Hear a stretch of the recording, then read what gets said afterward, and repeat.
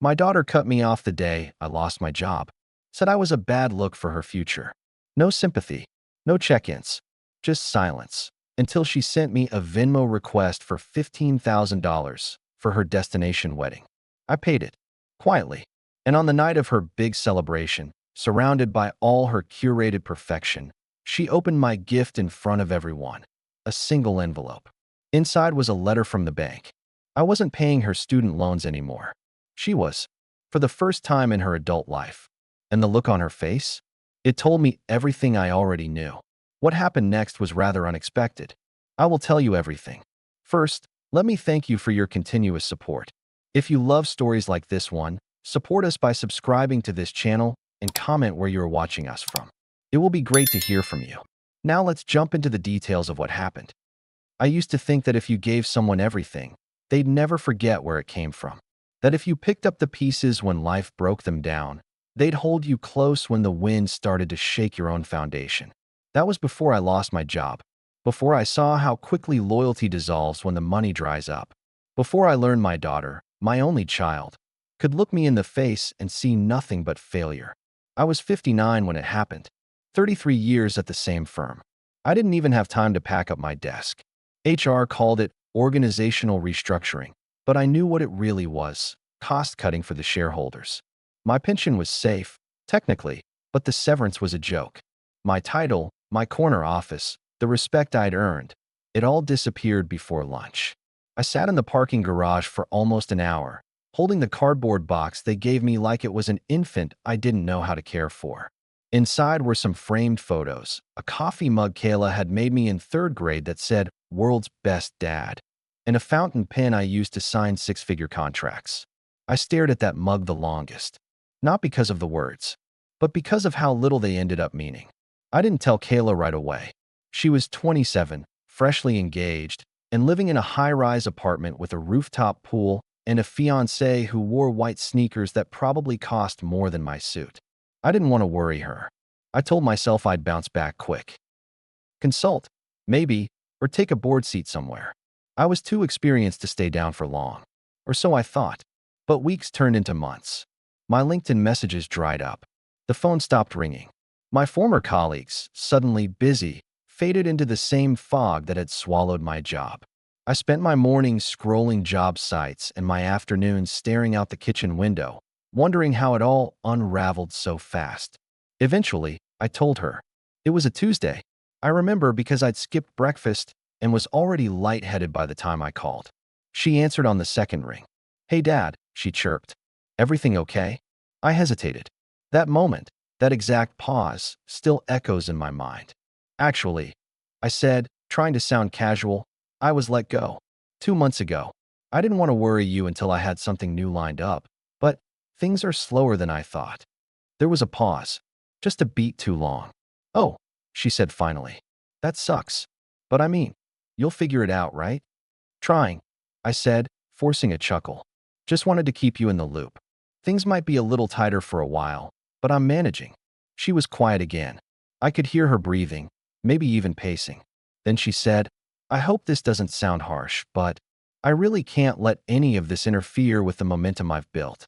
You know, I've worked so hard to position myself for the next phase of my life, and I just can't let negativity or instability cloud that." I didn't speak. She continued, her tone shifting into that polished, self-help cadence she picked up from social media coaches. "I think it's important that we protect our energy, Dad.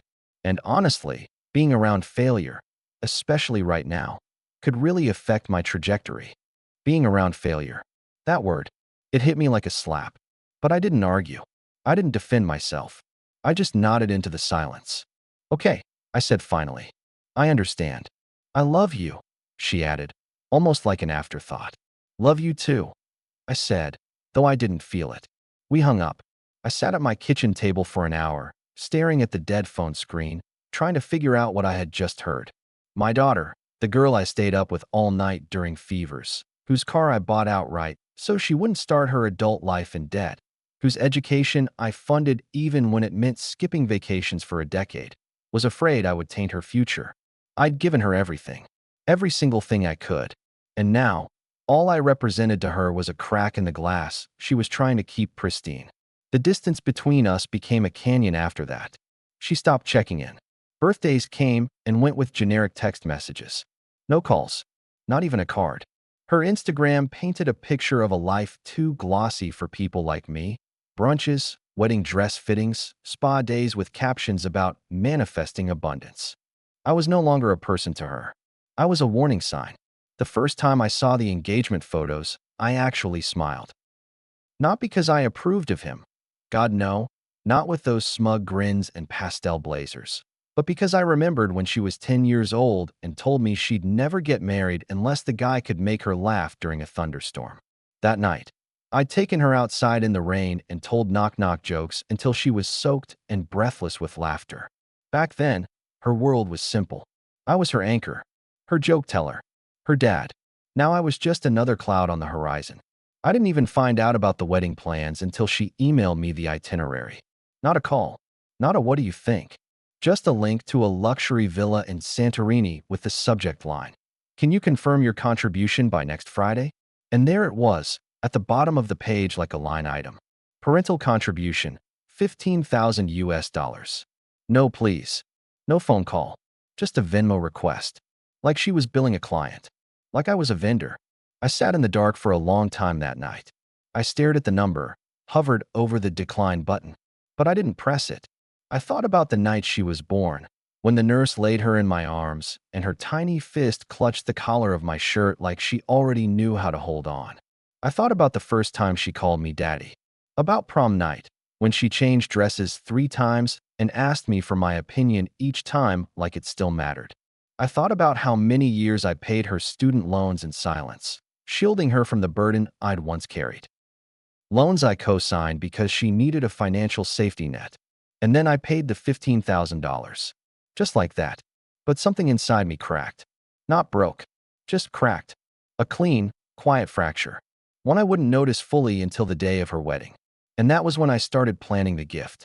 I didn't send a card. Not with the money. Not after. The Venmo notification vanished into my transaction history like a payment for groceries or gas. Just another expense. Just another day. But that silence became its own kind of message. A protest she never acknowledged. 2 weeks after I sent the $15,000, she posted a video on Instagram of her saying yes to the dress. Not the actual wedding gown, of course. That was embargoed like national security, but a second dress, the one for dancing and dripping champagne, as her caption said. She twirled in slow motion while her friends screamed off camera, and in the background, a boutique employee clapped like she was watching royalty walk by. I watched the video on a cracked phone screen in my quiet living room, surrounded by bills I hadn't yet opened and dinner I couldn't bring myself to eat. I didn't even recognize her anymore. Not just her face, which looked tighter and more airbrushed than I remembered, but the way she carried herself, like she belonged to some higher tax bracket of humanity. The wedding had a hashtag. Hashtag from Miss to Mrs. K. There was a countdown, too. Digital invites, RSVP links, customized itineraries. Kayla and Mason, her fiancé, had built a whole brand out of their union. Matching luggage, professional engagement photos in Tuscany, his and hers fitness routines. Their love story had been posted, edited, and polished into a YouTube montage that played like a trailer for a rom-com. The comments were full of people saying, "Couple goals," and manifesting this for myself. No one knew the father of the bride had been cut from the final script. I didn't tell anyone I was still paying her student loans, that I'd been covering them since she was 22, that every time she posted about her debt-free lifestyle, I bit my tongue and kept writing checks. I didn't even like the idea of her having that debt to begin with. I believed, stupidly, I admit now, that giving her a clean slate would make her stronger, not more entitled. The irony was almost funny. Every month, like clockwork, $742.21 vanished from my account. I'd automated the payment years ago, back when I still believed in invisible support, the kind of fatherhood that didn't need applause. But after the Venmo request, I started seeing those payments differently. They didn't feel generous anymore. They felt like guilt money, like hush money I'd been giving to someone who already decided I wasn't useful unless I was paying. One night, Around midnight, I poured myself a drink and opened the loan documents. I hadn't read them in years. Back then, the bank had been all smiles and signatures. She needed a cosigner. Of course she did. Her credit was barely existent. And I had a perfect score. The kind of score you build by saying no to things for decades. No boats. No gambling. No second marriages. The documents were still in my name. All of it. She'd never even looked at them. Never asked. Never offered to take them on when she got that raise last year, or when she posted about her new six-figure girl boss salary. Her brand was all about independence, but the foundation of it, the debt she never had to feel, was built entirely on my shoulders. That was the night I started making calls. I didn't know if I could reverse the cosign or transfer the responsibility, but I asked. And as it turned out, the answer was yes, with conditions. I'd need to file some paperwork, draft a notarized request, and get the bank's approval.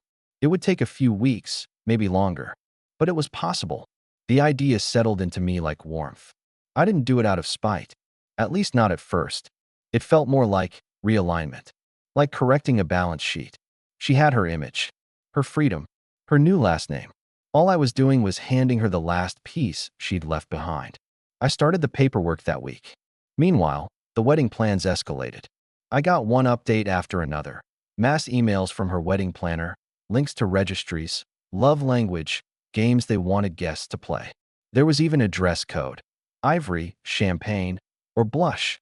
No loud colors, please. We want the bride to shine. I booked my flight and hotel, though part of me considered not going at all. My friends told me not to.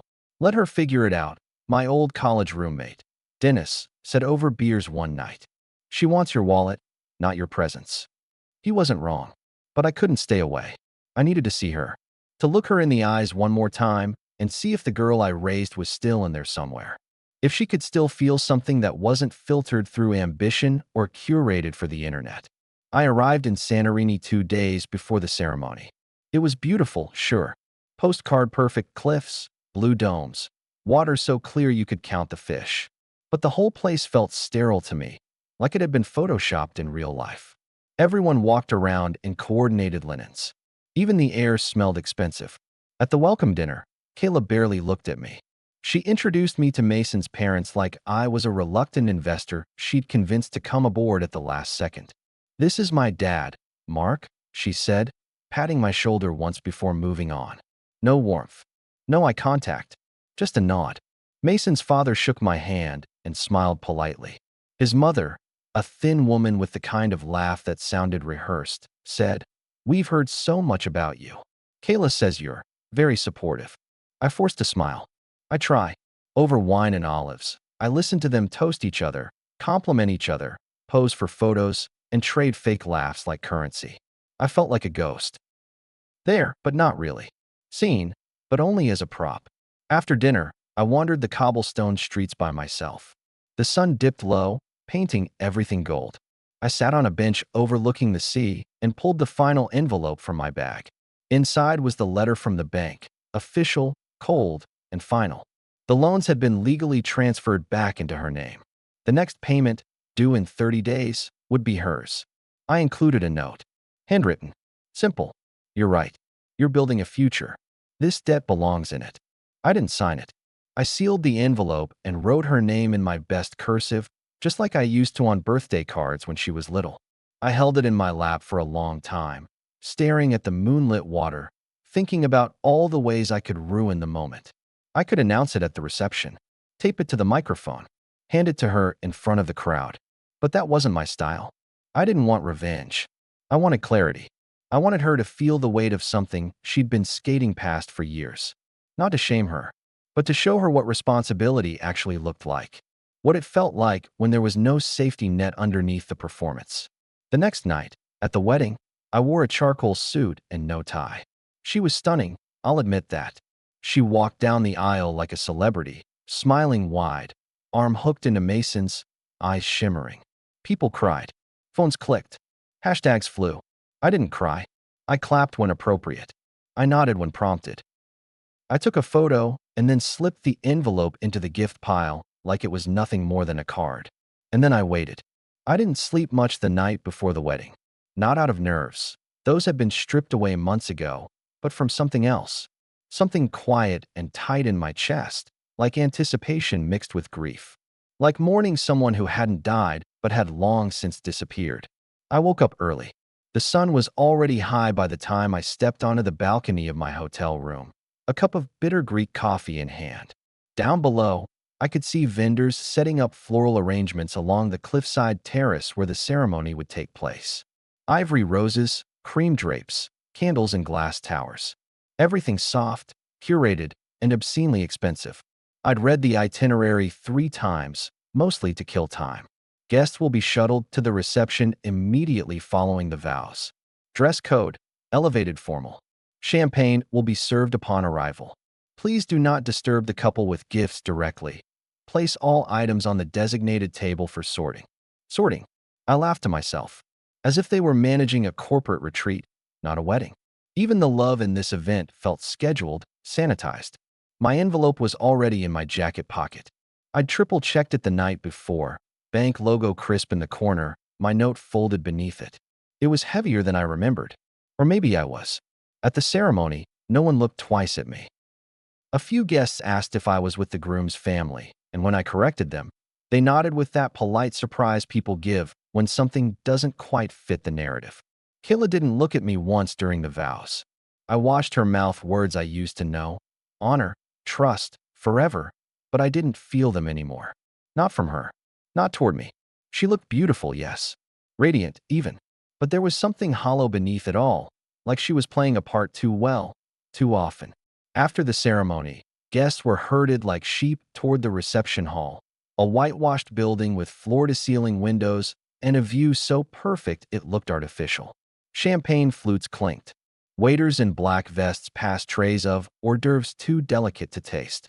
Kayla and Mason entered to a roar of applause, swaying to a love song neither of them had probably heard until the DJ suggested it. I stayed near the back, not hiding, just observing.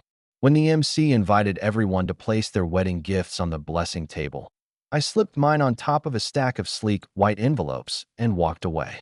No theatrics, no announcement, just a quiet placement. It felt surgical. Dinner was a blur. I didn't remember the food. Only the faces, smiling, filtered, unaware. The maid of honor gave a speech filled with Instagram quotes and tearful giggles. Mason toasted his ride or die. Kayla thanked everyone for supporting their journey, then raised her glass and said, "We are so lucky to be surrounded by people who believe in us, invest in us, and see us as a reflection of their own love." The irony almost made me choke. After the toasts, the music kicked in. Some guests started dancing. Others flocked to the photo booth or the open bar. I sat at a table near the edge of the room, sipping club soda, counting down the minutes. Then, finally, the moment came. Kayla's voice cut through the music. "Okay, everyone, we're going to open a few gifts before we change for the after party," she said, bouncing slightly in her heels. "Just the cards tonight. Save the heavy boxes for later." She moved toward the blessing table, trailed by bridesmaids and phones ready to record every squeal and tear. A few envelopes in, she read out a check from Mason's uncle, $3,000 toward their honeymoon fund. More applause. Then she picked up mine. Her name was written in blue ink across the front. I watched her pause, lips pursed. "From Dad," she said flatly. She opened it slowly, like she already knew it wasn't going to be what she wanted. Maybe she sensed the weight. Maybe she recognized the handwriting. At first, I thought she was going to hide her reaction. Just slip the paper back in, smile, and move on. But then she read it. Her lips moved silently as she scanned the bank letter. Her brows furrowed. She looked again, this time slower. Her mouth opened slightly, then snapped shut.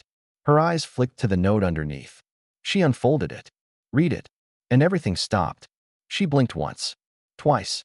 Then, "What the hell is this?" she snapped, holding the letter up like it was a used tissue. "Is this a joke?" People turned. Her voice cracked like a whip across the room. Mason stepped forward, confused. "Kayla, what?" "This is from my father," she said, each word laced with venom. "Apparently, his wedding gift is debt. My student loans.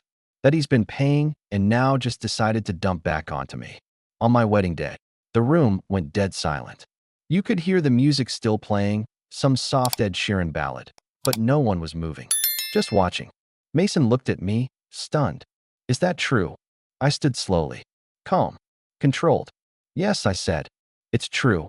You gave her debt, he asked, incredulous. I gave her back her responsibility, I replied. It was always hers. I just carried it longer than I should have. Kayla looked like she'd been slapped. You're humiliating me. In front of everyone. I'm giving you a clean start, I said. No more illusions. No more hiding behind Daddy's checkbook while pretending to be self-made. She stepped forward, fists clenched. You think this is noble? That you're teaching me some kind of lesson? No, I said.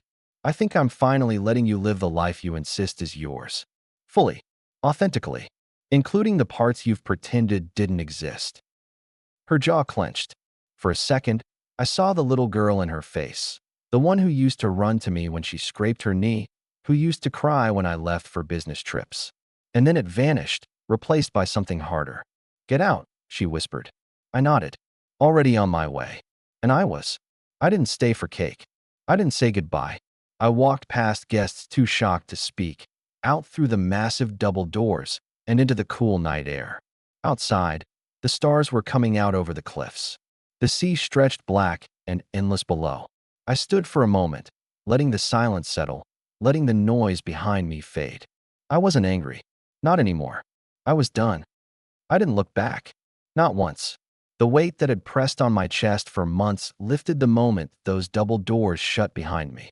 It was strange how peace didn't feel triumphant, but like a long exhale. I hadn't realized how much of myself I'd buried just to keep her dreams afloat. Now that I'd stopped pretending, I felt something close to stillness. Or maybe it was just emptiness with a better view. I walked back to the hotel alone, passing a group of tourists laughing over gelato, a street musician playing an old accordion tune. None of them knew what had just happened. None of them knew that a father had finally put down a burden he never should have carried alone. Back in my room, I poured myself a drink and stepped out onto the balcony. The sea glittered under the moonlight, deceptively calm. I didn't check my phone. I didn't wonder how the night would go from here. I knew. They'd call me the villain. Maybe even uninvited me retroactively. The story she'd built around herself was too clean, too polished to make space for something messy like truth. She'd have to paint me as the bitter, small-minded father who couldn't handle her success. That was fine. I'd been invisible for so long. I didn't need an encore. But I underestimated just how fast the mask would crack. At 1:42 a.m., the first voicemail came in. I didn't pick up, just watched the screen flash with her name, listened to the beep, then the static. I pressed play.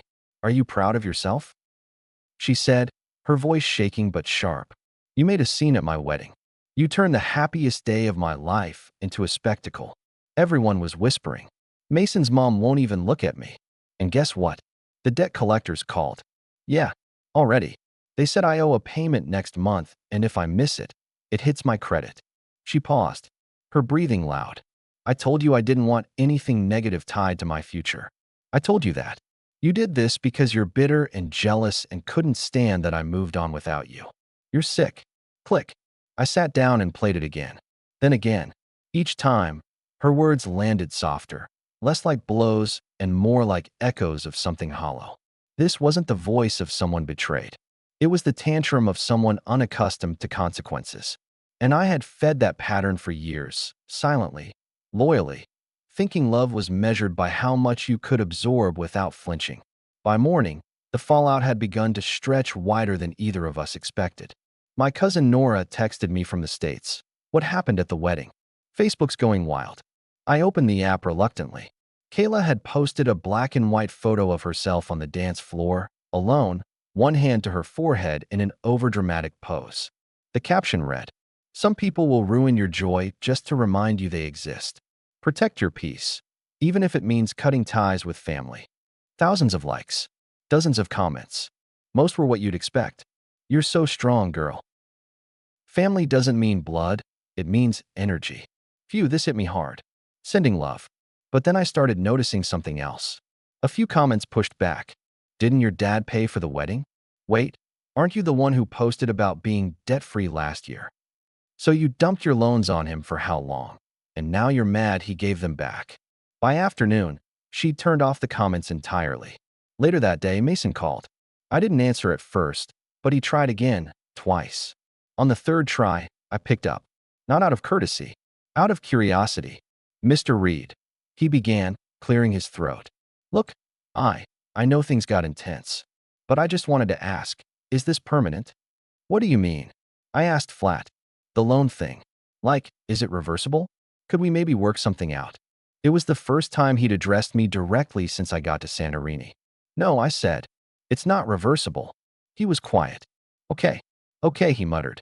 Just didn't expect to start our marriage dealing with her college debt, you know? She didn't either, I replied. That was the problem. He didn't argue. Instead, he said, she's not doing great. Not emotionally. She thinks you hate her. I don't hate her, I said. I just finally stopped protecting her from the truth. He didn't know what to say. Neither did I. The silence stretched too long, so I ended it. Take care, Mason. And that was the last I heard from either of them that week. Over the next few days, I caught snippets from other guests. A bridesmaid posted a cryptic TikTok about finding out your best friend is living a lie. One of Mason's cousins tweeted a screenshot of Kayla's post with the caption, "So she wanted a $15,000 check and a free ride through law school?" The math ain't matting. People talked. They always do. But I didn't feel vindicated. Not really. I wasn't trying to humiliate her. I was trying to hand her the mirror. What she did with it was up to her. The night before I flew home, I took one last walk through the cliffs. The air was cooler now, salty and sharp. I watched the waves crash against the rock and thought about what it cost me to get here. Not just the plane ticket or the loans, but the years, the hope, the parts of myself I'd willingly shaved off just to keep her whole. She was my daughter. She still is. But I had to accept that being her father didn't mean being her fool. When I boarded the plane the next morning, I didn't cry, didn't look out the window wistfully. I put on my seatbelt, closed my eyes, and finally slept. Not because everything was fixed, but because I wasn't the one pretending anymore. By the time I touched down in Chicago, my phone was burning with notifications. Missed calls, voicemails, screenshots.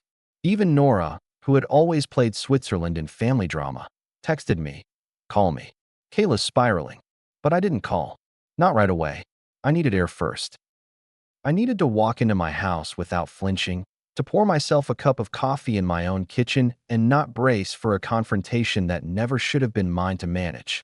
I remember sitting at the table, the early morning light cutting across the tile floor, and just listening. To nothing. No footsteps. No passive-aggressive sighs. No daughter storming in with half apologies and full demands. Just silence. Peace. I thought I'd feel regret. That maybe, once the adrenaline faded and the headlines died down, I want to take it back. But I didn't. I felt grounded. Like I'd spent years floating in someone else's fantasy and finally dropped anchor in my own life. The first voicemail I listened to wasn't from Kayla. It was from her mother, my ex-wife, Diane. I hadn't heard from Diane in years. Our divorce was polite but final, the kind of clean break that didn't leave room for nostalgia. We shared custody until Kayla turned 18, and then we went our separate ways. She'd always been better at detaching. Her voice was tight on the message, clipped and controlled. I heard what happened at the wedding. I just wanted to say that while I don't agree with how you handled it, I understand why you did it. She's not as invincible as she thinks she is. Maybe this is what it'll take to wake her up. That was it. No accusations. No venom. Just a subtle acknowledgement that for once, I wasn't the only one seeing the cracks. Over the next few days, the gossip spread like wildfire. Relatives started reaching out, some under the guise of concern, others fishing for details. My brother called and said, "Look, man, I don't blame you, but you know she's going to drag this out." "I don't care," I told him. I didn't do it to win. A few more days passed before Kayla finally reached out again. No call this time. Just a text. "You've destroyed everything. Hope you're proud." I stared at it for a long time, then deleted it without responding. The silence was louder than any retort I could have typed. Then came the real backlash. The unfollows, the passive-aggressive posts from her friends, even a couple of mutual acquaintances sending me long-winded messages about family healing and how I should have waited until after the honeymoon to have a conversation. As if truth had a more convenient time slot. But the unexpected part, the part that surprised me, were the quiet messages from people who never spoke up before. An old coworker of mine, Janet, reached out. My daughter hasn't spoken to me since I stopped paying for her car insurance. I thought I was alone. You're not wrong, Mark. Another, a cousin I hadn't seen in 10 years. Thank you for showing it's okay to set limits, even with your kids. I realized then, this wasn't just about money. It never had been. It was about boundaries, about how far we'll go to be loved, about the lie that says being a parent means being endlessly available, even when you're being used. 2 weeks later, I got a certified letter in the mail from Kayla. My heart skipped for a second, thinking maybe it was a lawsuit. But it wasn't. It was a photocopy of her student loan balance, now in her name, and a handwritten note on the back. You think you won, but I'll pay it off. Without you. And when I do, you'll be nothing to me. I stared at the paper, letting her anger wash over me, letting the sting dull. She still didn't get it. I wasn't trying to win. I was trying to stop losing. For years, I'd been bleeding slowly, financially, emotionally, spiritually, just to maintain a version of her that didn't exist anymore. A version of me, too. The provider, the rock, the good dad. But what good was being the foundation of something if that thing no longer recognized you? I folded the letter, slid it into a drawer, and went outside. There was a chill in the air that morning, the kind that reminded you winter wasn't far off. I stood on my porch, coffee in hand, watching the leaves twitch in the breeze. A neighbor passed by with her dog and waved. I waved back. I thought about the years I lost chasing her approval, the way I twisted myself to stay relevant in her world. I thought about the silence in my house now, how it once felt like punishment and now felt like peace. And I knew I didn't need her to understand. I just needed to be done. It's strange, the way grief shifts once you stop feeding it. At first, it was loud. Every room in the house echoed her absence like a question I couldn't answer. Her laugh lived in the walls, in the old photos I hadn't taken down, in the dent in the couch where she used to curl up and fall asleep during reruns of Friends. But over time, the ache stopped showing up like a wound and started showing up like a scar. Quiet, settled, part of me, but no longer all of me. The student loan company sent her final transfer documents a few weeks after the wedding. A clean ledger. My name nowhere on it.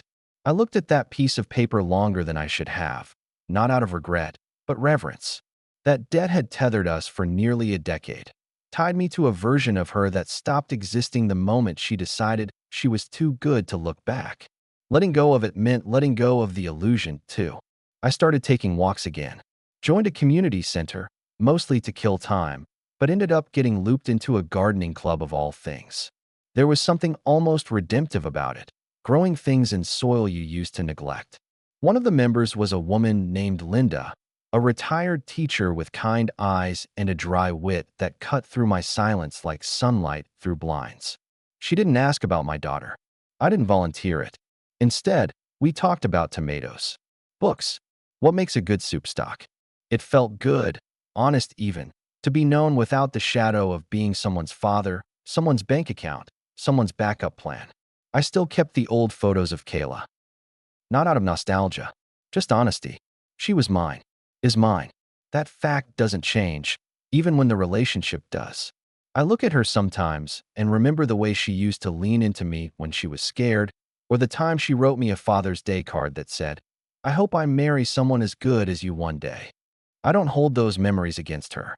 I just hold them, lightly, carefully.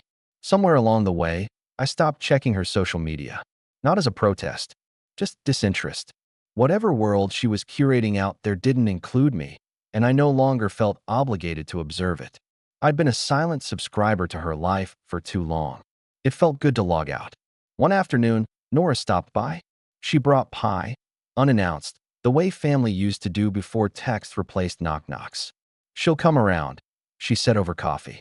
I shrugged. Maybe, maybe not. You still love her? Of course, I said. But I also love myself. And I'm done bankrupting one to prove the other. She nodded, silent for a long beat. You did the right thing, even if it was ugly. Sometimes truth is, I said.